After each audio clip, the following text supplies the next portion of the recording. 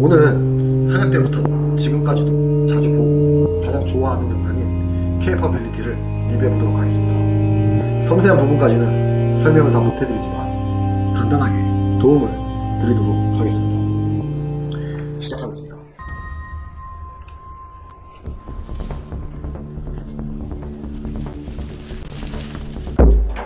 코너 극복 하이로우 방법입니다. 한 명은 앉고 한 명은 서서 동시에 코너를 극복하는 방법입니다. 하이로우는 실내보다는 실외에서 경계구역과 위협구역이 많을 때 쓰는 코너 극복인데요. 최소한의 노출로 한 명의 화력이 아닌 두 개의 화력으로 다방향 위협을 잡기 위해 사용하는 방법입니다. 실내에서는 잘 사용을 안 하는 방법이기도 합니다.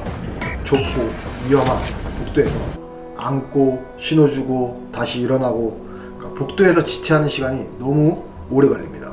또한 앉았다 일어났다 하면서 소음을 발생할 수도 있고요.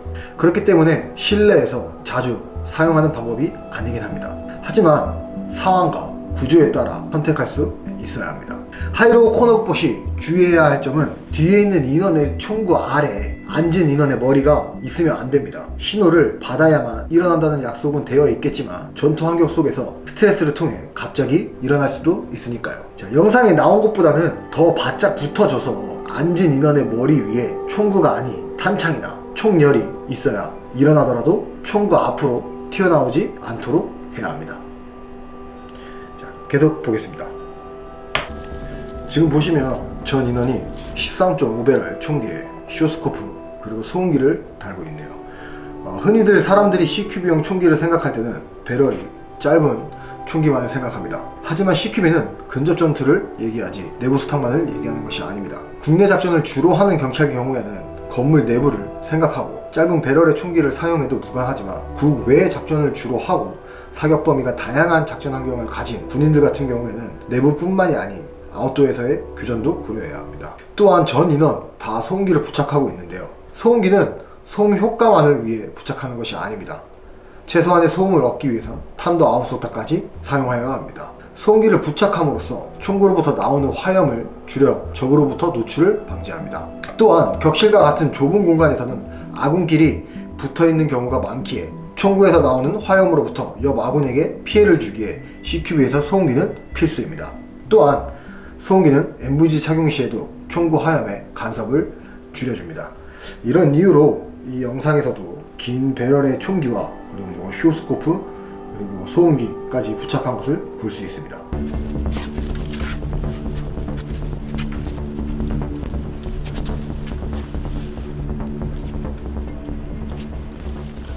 버디로 도시지역을 이동을 하고 있습니다. 도시지역같이 위험구역이 많은 곳에서는 한 명의 포인트맨이 아닌 두 명이 붙어서 이동하기도 합니다.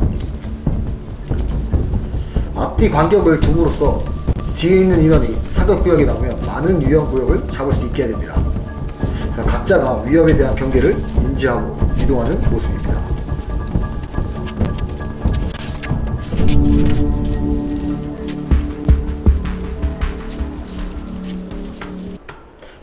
저렇게 많은 창문들이 있을 때는 버디 중에 건물 쪽에 붙은 인원들이 이렇게 테이크오버를 통해 위험구역을 인수인계 해주면서 지나가는 방법입니다. 양쪽으로 있는 문에서 주의할 점은 문을 벽이라 생각하고 문 앞에 대기하면 안 됩니다. 영상에서 좋은 스택을 유지하고 있습니다. 이제 건물로 진입합니다. 기억자 건물에서 메인 엔트리 포인트를 한 곳이 아닌 두 곳으로 진입하고 있네요. 이렇게 다방향 진입 시 아군 충돌에 대한 SOP가 확실히 훈련되어 있어야 하며 위험할 수는 있겠지만 빠르게 작전을 진행할 수 있습니다. 인지구추 작전이므로 빠른 작전 전개를 가져가야 하기 때문에 작전팀의 안정성보다 인질의 안전을 우선시하는 모습입니다. 한쪽은 홀웨이 복도로 보이고 한쪽은 넥스트룸입니다. 저 열린 문에 대해서 한 명이 잡아주니까 그 인원의 등을 반대 열린 문으로부터 뒤에 있는 인원이 보호를 해주는 모습입니다. 세 번째하고 네 번째 들어간 인원은 항상 1번하고 2번의 상황을 파악하고 서포트를 해줘야 합니다. 다른 엔트리 포인트로 들어온 셀도 보입니다.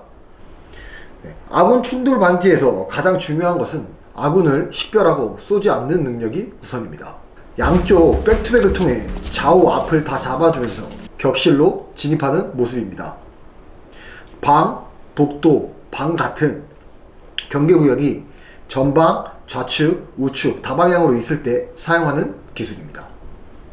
자세하게 설명은 못 드리지만 라이트를 통해 디커플릭스를 하는 모습이 참 이상적입니다. 진입기법은 다이나믹 엔트리를 사용하고 있네요. 그러니까 좁은 복도에 인질 구출인 만큼 속도를 내기 위해 빠른 진입기법을 사용하지 않았나 싶습니다. 여러 진입기법 방법이 있지만 우리는 한 가지 진입기법만을 고집하는 것이 아닌 상황과 지형에 맞게끔 선택적으로 사용할 줄 알아야 한다고 생각합니다. 케미컬 라이트도 던지는 것도 보이고, 그리고 셀 리더로 보이는 인원이 다른 셀과 무전을 통해 1층 라스트룸인 것을 확인하고 2층으로 진입을 지시한 것 같습니다. 계단에 있던 적을 사살하고,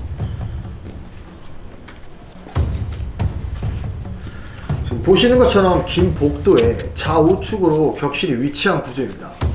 이 복도는 정말 위험한 구간이며 복도에 있는 시간을 최대한 최소화시켜야 합니다.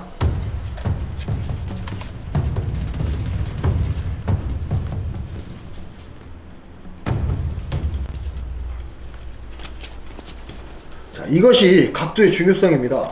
그러니까 복도에서 두 명의 포인트맨이 같은 사격구역을 가지고 있지만 서로가 대각선으로 총구와 시선을 유지하면서 큰 각을 잡아가면서 이동해야 합니다. 그러니까 우측에 있는 인원은 격실에 있는 적이 보이지 않지만, 자, 좌측에 있는 인원은 우측 격실 내부로부터 노출이 되기 때문에, 자, CQB 특히 건물 내부에서는 이런 각도를 이해하고 행동해야만 합니다.